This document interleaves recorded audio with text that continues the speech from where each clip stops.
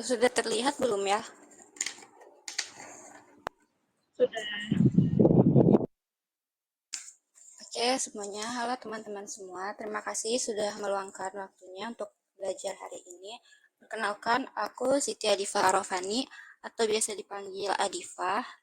Jadi tema webinar kita hari ini yaitu era modern dan dampak besar data di dalamnya. Selama sekitar 30-30 menit ke depan, aku akan sharing soal gimana data itu membantu kehidupan kita sehari-hari, apa tantangannya, dan juga apa yang bisa kita lakukan di era data ini. Oke, sebelum kita lebih jauh, kita mulai dulu dari hal yang paling dasar, yaitu apa itu data di era modern. Data adalah informasi yang dikumpulkan dari berbagai sumber seperti aktivitas kita di internet. Jadi, sederhananya data itu adalah sebuah informasi.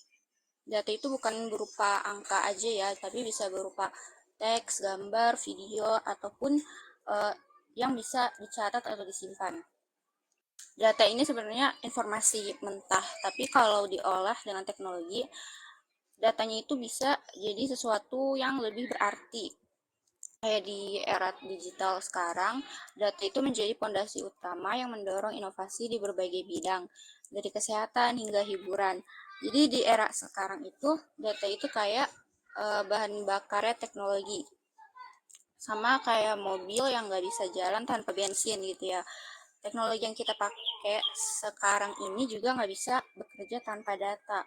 Jadi dengan data itu, teknologi bisa membantu kita mempermudah kehidupan sehari-hari. Ya, jadi intinya data itu bukan cuma angka-angka, tapi juga dia sesuatu yang ada di sekitar kita setiap hari, bahkan tanpa kita sadari kita itu menggunakan data setiap hari. Selanjutnya, bagaimana data membentuk kehidupan di era digital. Di era digital ini hampir semua aktivitas kita itu mulai dari mengirim pesan, memesan makanan, hingga menonton video itu meninggalkan jejak atau menghasilkan data. Data ini menjadi bahan utama yang digunakan teknologi untuk mengenali preferensi kita, memberikan rekomendasi, dan meningkatkan pengalaman pengguna. Jadi, data itu nggak cuma ada, tapi juga membentuk banyak hal yang kita lakukan sehari-hari. Misalnya, kayak kita itu kan sering menggunakan Instagram atau scroll TikTok ya. Nah, itu biasanya konten-konten yang muncul itu sesuai sama yang kita suka gitu. Nah, itu karena di balik sistem aplikasi itu dia mengelola data-data yang kita hasilkan. Datanya itu berupa apa? Jadi kalau kita nge-like postingan, terus nge-skip postingan, itu tuh menghasilkan data yang bisa diolah oleh aplikasi tersebut. Nanti aku akan jelasin lebih lanjut. Selanjutnya ini ada manfaat data dalam kehidupan sehari-hari. Ini di hampir semua aspek kehidupan kita tuh berhubungan dengan data ya, mulai dari hiburan dan media, transportasi, bahkan sampai gaya hidup dan keseharian. Mulai dari yang sering kita pakai, yaitu di dalam hiburan dan media. Data membantu platform streaming dan media sosial untuk memahami kebiasaan pengguna sehingga bisa memberikan rekomendasi konten yang sesuai seperti lagu, film, atau video.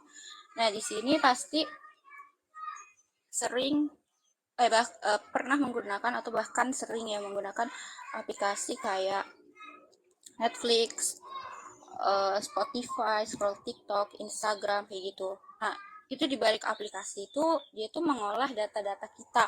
Contohnya kayak di aplikasi Netflix. Data yang digunakan oleh Netflix itu digunakan untuk memahami kebiasaan kita.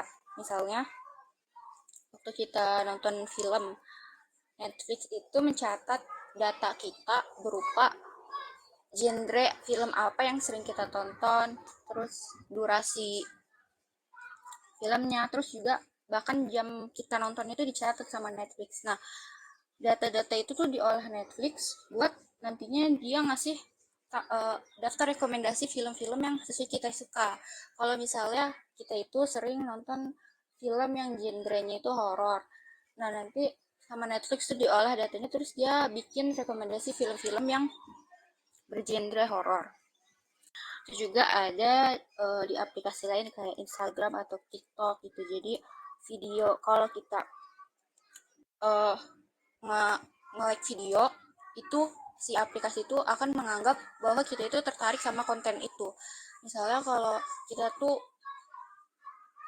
sukanya nonton konten yang kayak drakor, itu tuh kita nonton videonya sampai habis. Nah, itu aplikasi itu akan menganggap kita tertarik sama konten itu. Tapi kalau misalnya kita nonton konten apa bola terus kita skip gitu, langsung kita lewatin videonya, nah itu aplikasi akan menganggap kita itu nggak tertarik sama konten itu. Jadi kedepannya dia nggak akan ngasih kita konten-konten yang sepak bola, tapi lebih banyak konten-konten yang tentang drama Korea kayak gitu. Terus selanjutnya ada di bidang transportasi, dengan data aplikasi peta bisa memberikan rute tercepat, estimasi waktu perjalanan, dan kondisi lalu lintas. Transportasi umum juga dioptimalkan berdasarkan analisis jumlah penumpang. Nah, pasti kita sering pakai aplikasi Google Maps atau aplikasi ojek online kayak Grab atau Gojek gitu. Nah, Google Maps itu mengolah data berupa apa? Dia mengolah data berupa lokasi pengguna lain, kondisi lalu lintas, dan waktu tempuh kendaraan. Jadi semua data itu digabung, terus dia nanti bisa kasih kita informasi rute tercepat tuh rute yang mana gitu, sama kasih informasi estimasi waktu perjalanan yang akurat. Terus di aplikasi lain kayak Grab atau Gojek itu juga dia menggabungkan data berupa data lokasi driver sama data lokasi kita. Jadi kalau misalnya kita pesen ojek itu kan biasanya ada driver mana yang terdekat sama kita. Nah, itu gabungan data lokasi kita sama data lokasi driver. Terus juga datanya itu bisa dipakai untuk memperkirakan tarif dan juga waktu kedatangan. Waktu kedatangan si driver menjemput kita sama waktu estimasi perjalanan kita sampai tujuan. Terus selanjutnya ada e-commerce. Data digunakan untuk memahami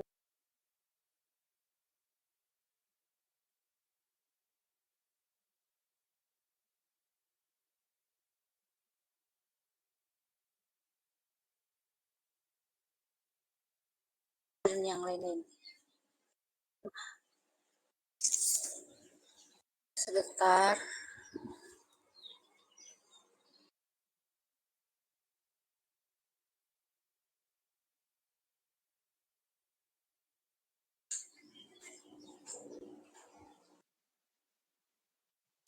Nah, kita pasti sering banget kan ya pakai aplikasi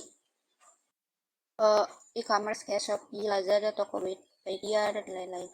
Nah, itu setiap aktivitas kita yang kita lakukan di dalam aplikasi tersebut, kayak cari produk, terus klik produknya, terus sampai nyimpen produknya di keranjang walaupun nggak jadi dibeli gitu ya. Itu semua tuh jadi data. Data-data itu tuh dianalisis buat ngerti barang apa yang lagi kita butuhin atau yang lagi kita cari atau bahkan yang kita suka. Contohnya kalau kita uh, cari mau cari produk sepatu putih, terus kita nemu satu produk, terus kita taruh di keranjang, terus kita udah tuh tutup aplikasinya. Nanti pas kita buka aplikasi itu, pasti di halaman utamanya itu ada rekomendasi sepatu putih yang lainnya gitu, yang bahkan harganya bisa lebih murah, terus juga yang promonya lebih banyak kayak gitu.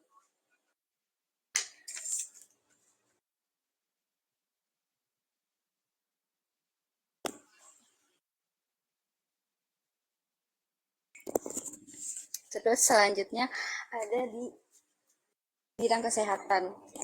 Aplikasi kesehatan memanfaatkan data untuk melacak aktivitas harian, mendukung diagnosa dokter, dan membantu pengguna menjalani gaya hidup lebih sehat. Nah, sekarang tuh banyak banget aplikasi kesehatan, contohnya kayak Fitbit atau MyFitnessPal yang memanfaatkan data dari aktivitas harian kita. Contohnya kayak jumlah langkah, detak jantung, pola tidur, atau asupan kalori. Nah, dari data itu tuh aplikasi bisa ngasih rekomendasi pola hidup yang lebih sehat sesuai kebutuhan kita. Misalnya, kita masukin data berat badan sama tinggi badan.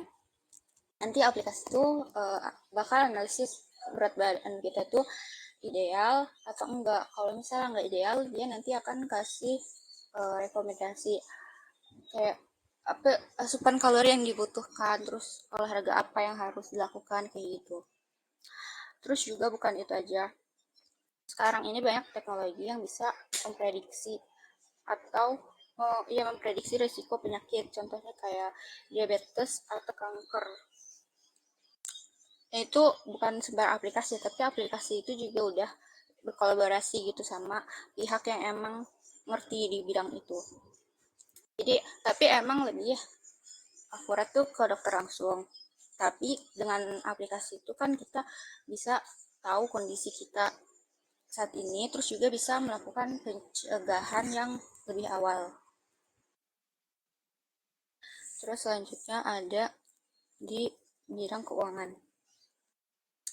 Di zaman sekarang itu eh, kita itu pasti lebih sering transaksi menggunakan kayak e-wallet atau menggunakan m-banking gitu.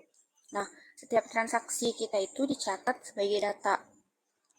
Sama kayak aplikasi lain, datanya ini juga buat analisis pola. Kalau di aplikasi keuangan berarti untuk menganalisis pola belanja kita gitu. Jadi enggak heran kalau misalnya tiba-tiba kita dapat notifikasi promo cashback yang sesuai sama kebutuhan kita. Misalnya kita sering beli pulsa di GoPay, terus nanti kita dapat notifikasi pulsa yang sering kita beli itu lagi ada promo gitu. Terus kalau contoh lebih besarnya itu, data membantu bank atau perusahaan keuangan untuk memahami perilaku nasabah. Misalnya data pinjaman dipakai untuk menentukan bunga atau program cicilan yang lebih relevan dengan kemampuan kita. Jadi contohnya itu ada orang yang mau minjem uang ke bank. Terus kan kalau minjem uang itu nggak bisa sembarangan di ACC ya. Jadi mereka harus tahu dulu gaji bulanan kita, terus aset, terus hutang kayak gitu. Nah, kan kalau dihitung manual tuh lama ya. Sekarang tuh udah ada sistem yang bisa menghitung langsung gitu. Jadi hasilnya itu kita tahu si orang itu tuh dia bisa mendapatkan pinjaman berapa, paling banyak berapa kayak gitu. Terus cicilannya berapa. Itu lebih cepat jadinya. Terus selanjutnya ada di bidang pendidikan. Dengan data, aplikasi belajar bisa menyesuaikan materi dengan kebutuhan siswa, menganalisis progres mereka, dan memberikan pembelajaran yang lebih efektif. Contoh aplikasinya itu kayak Ruang Guru. Jadi, sekarang itu aplikasi-aplikasi belajar kayak gitu tuh bisa menyesuaikan materi belajar supaya sesuai dengan kemampuan kita. Terus misalnya kalau kita kurang paham di materi tertentu, sistem itu akan ngasih soal tambahan untuk memperkuat pemahaman di materi-materi tertentu yang kita kurang paham gitu. Jadi si aplikasi itu bisa tahu kita belum paham materi itu. Terus uh, kalau untuk guru gitu, data juga membantu guru dan institusi pendidikan. Jadi data hasil ujian siswa itu bisa dianalisis untuk melihat pola kesulitan siswa. Jadi guru itu bisa tahu mana yang perlu diperbaiki dari cara mengajar mereka. Selain itu data juga kita bisa mengukur efektivitas program pendidikan secara lebih luas. Selanjutnya di lingkungan, data digunakan untuk memprediksi bencana alam seperti banjir, banjir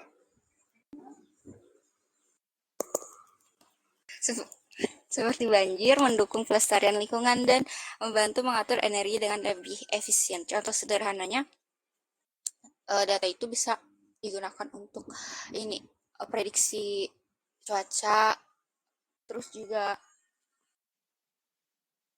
prediksi cuaca, terus memberikan info tentang kualitas udara di tempat tinggal kita. Terus juga bisa ini ngasih informasi tentang suhu suhu udara suhu di lingkungan kita. Jadi bukan apa namanya, bukan kan kita bisa lihat suhu kita di suhu cuaca itu di HP ya, tapi itu bukan HP kita yang bisa mengukur suhu, tapi itu dihubungkan dengan data dari satelit atau sensor cuaca itu, jadi dihubungkan ke handphone kita. Terus selanjutnya ada di dunia kerja dan bisnis. Data mempermudah perusahaan dalam membuat strategi bisnis, menganalisis tren pasar, dan menemukan kandidat terbaik untuk bekerja. Jadi contohnya itu perusahaan menganalisis data penjualan untuk melihat produk mana yang paling laku, terus juga kapan pelanggan lebih sering belanja, apakah di awal bulan, di tengah bulan, atau di akhir bulan. Terus apa alasan pelanggan nggak jadi membeli produk kita, apakah dia menemukan harga yang lebih murah di produk lain kayak gitu. Terus juga uh, dengan data perusahaan tuh bisa tahu jenis iklan apa yang paling efektif untuk menarik perhatian audiens. Nah, terus sekarang juga banyak perusahaan-perusahaan yang menggunakan sistem AI untuk memfilter kandidat terbaik berdasarkan data. Jadi tuh bisa proses rekrutmen karyawannya itu bisa lebih cepat. Kalau untuk contoh lebih besarnya itu, data membantu pengambilan keputusan di level manajemen. Misalnya data keuangan perusahaan itu dianalisis untuk menentukan langkah strategis, kayak kapan waktu terbaik untuk memperluas bisnis atau menekan biaya operasional. Selanjutnya ada kuliner. Data mendukung efisiensi distribusi makanan dan membantu aplikasi makanan memberikan rekomendasi yang sesuai dengan preferensi pengguna. Nah, kita juga pasti banyak yang menggunakan aplikasi kayak GrabFood, GoFood, terus Shopee Food, dan yang lainnya. Mereka itu memanfaatkan data lokasi, data waktu, dan kebiasaan pesanan kita buat ngasih rekomendasi restoran yang sesuai. Jadi datanya itu juga dipakai buat memperkirakan waktu pengantaran. Jadi dia menggabungkan data lokasi driver, lokasi pengguna, restorannya juga. Jadi biar aplikasi itu bisa memberikan estimasi waktu yang akurat. Jadi kita bisa tahu kapan makanannya sampai tanpa harus menunggu. Sebenarnya harus menunggu juga, cuma kan setelah kita dapat tuh estimasi waktunya berapa lama. Kalau misalnya terlalu lama kan kita bisa cancel pesanan itu untuk ganti ke restoran yang lain kayak gitu. Jadi lebih cepat. Terus juga dengan data dia tuh bisa membantu restoran untuk menganalisis gitu, menu mana yang paling laku, stok bahan makanan, dan juga waktu tersibuknya dalam sehari gitu, apakah banyak yang pesen di waktu jam makan siang atau di jam makan malam. Terus selanjutnya ada gaya hidup dan keseharian. Aplikasi seperti pajak kebiasaan dan pengingat harian memanfaatkan data untuk mempermudah aktivitas sehari-hari dan mendukung gaya hidup yang lebih praktis. Contohnya tuh kayak aplikasi kalender, kalender digital atau aplikasi reminder yang lainnya. Dia itu kan bisa memanfaatkan data kita untuk sebagai pengingat gitu. Misalnya kita tuh punya banyak tugas terus yang kita tuh nggak selalu ingat deadline-nya kapan. Jadi kalau misalnya udah deket deadline, dia tuh akan ngirim notifikasi ke kita bahwa tugasnya itu bentar lagi deadline-nya gitu. Terus di sisi lain tuh ada aplikasi habit tracker yang membantu kita tuh membangun kebiasaan baik seperti olahraga teratur atau minum air yang lebih banyak. Kan ada tuh aplikasi yang buat mengingatkan kita untuk minum lebih banyak. Karena ada orang yang suka lupa buat minum. Nah, itu membantu banget untuk orang-orang yang kayak gitu. Nah, itu beberapa manfaat yang hampir semua aspek di kehidupan kita tuh sekarang berhubungan sama data. Selanjutnya ada cara kerja data di balik teknologi. Ada 5 langkah, aku akan jelasin secara singkat. Yang pertama itu ada pengumpulan data. Data ini diambil dari berbagai sumber. Contohnya kayak tadi aktivitas kita, like konten, postingan, script postingan, terus juga lokasi GPS atau riwayat pencarian di aplikasi belanja online. Pengumpulan data ini sumbernya beda-beda ya, tergantung kebutuhan setiap aplikasi itu untuk apa. Terus selanjutnya ada pengolahan data. Setelah data terkumpul, tahap berikutnya itu pengolahan. Jadi data mentah yang tadi udah dikumpulin itu disimpan dulu dan di organisasi menggunakan teknologi seperti cloud computing supaya bisa digunakan lebih lanjut. Jadi cloud computing itu uh, sebuah tempat untuk menyimpan data-data tersebut yang sifatnya itu online. Jadi dia tersimpan secara online. Terus selanjutnya model dan prediksi.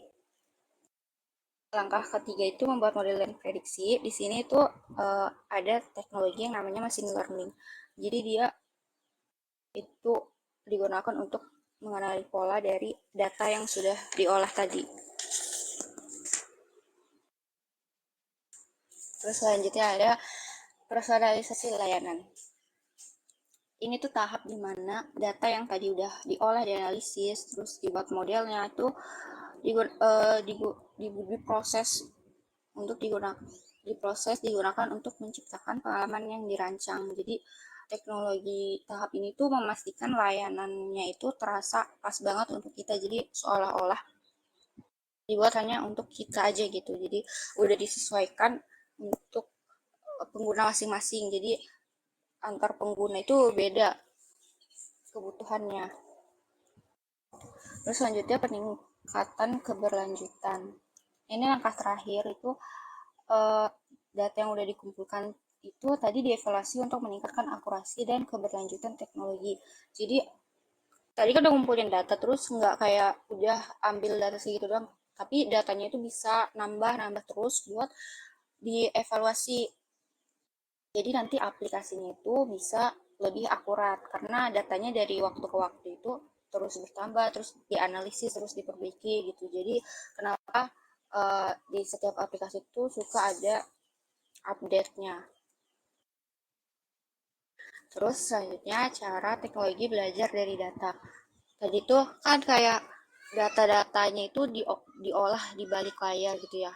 Nah, yang mengolahnya itu namanya ada teknologi machine learning.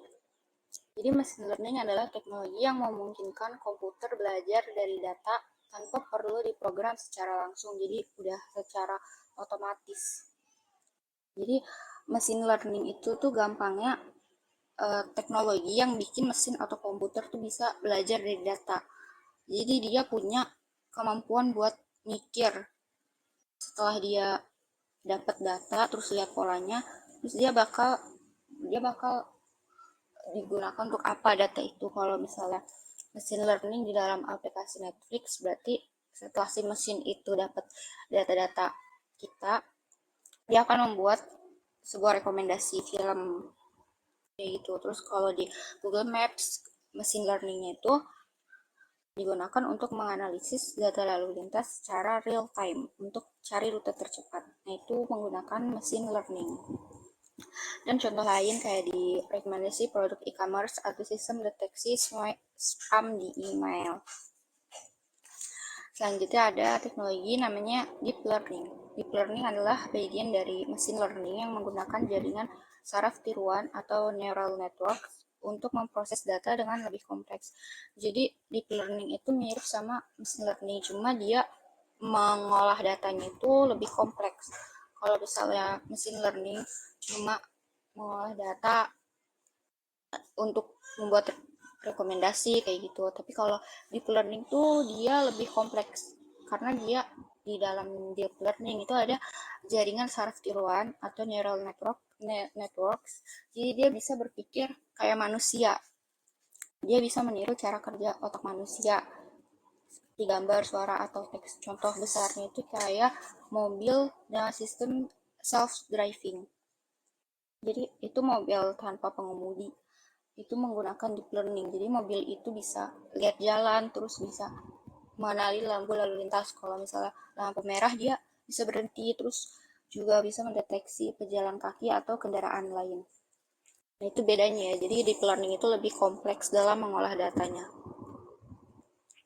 Selanjutnya, kan setelah kita tahu betapa banyaknya manfaat di kehidupan kita, tapi kita juga harus hati-hati dalam uh, mengizinkan aplikasi itu mengakses data kita, karena tantangannya yang pertama itu ada privacy data. Jadi kan aplikasi itu ngumpulin data pribadi kita ya, kayak lokasi, preferensi, atau kebiasaan online. Nah, data ini tuh bisa disalahgunakan, misalnya untuk memanipulasi keputusan kita untuk dijual ke pihak ketiga tanpa izin. Terus juga tantangan yang kedua adalah keamanan data. Pasti kita udah dengar soal peretasan atau kebocoran data. Nah, peretas itu tuh bisa mencuri informasi yang ada di dalam gadget kita itu lewat malware, phishing, atau celah di sistem aplikasi. Kayak dia tuh ngirim apa ya, virus gitu. Jadi harus hati-hati untuk memberikan izin uh, data kita untuk aplikasi itu. Apalagi kalau misalnya aplikasinya itu yang ratingnya jelek di Play Store, itu sebaiknya jangan. Terus solusinya kalau di Eropa itu ada yang namanya General Data Protection Regulation. Dia itu mengatur bagaimana data pribadi kita tuh harus dilindungi dan bagaimana perusahaan boleh menggunakannya. Terus yang kalau di Indonesia tuh ada namanya UU PDP atau Undang-Undang Perlindungan Data Pribadi yang memberikan hak lebih banyak bagi kita untuk sebagai pengguna untuk mengontrol data pribadi.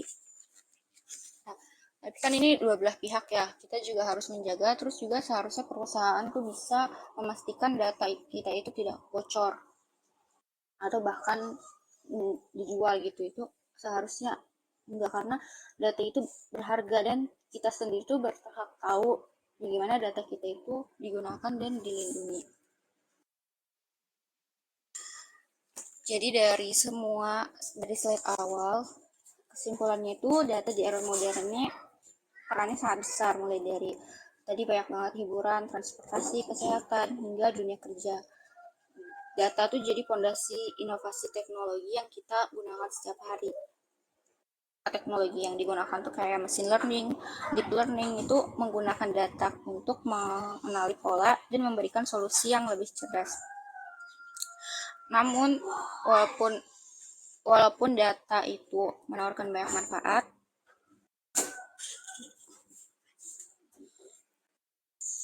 kita juga harus berhati-hati. Jadi untuk masalah privasi dan keamanan itu, jadi sangat penting bagi kita untuk memahami bagaimana data bekerja, menggunakannya dengan etis, dan juga terus mengikuti perkembangan teknologi di dunia digital. Jadi terus mengikuti perkembangannya, tapi jangan lupa juga untuk berhati-hati.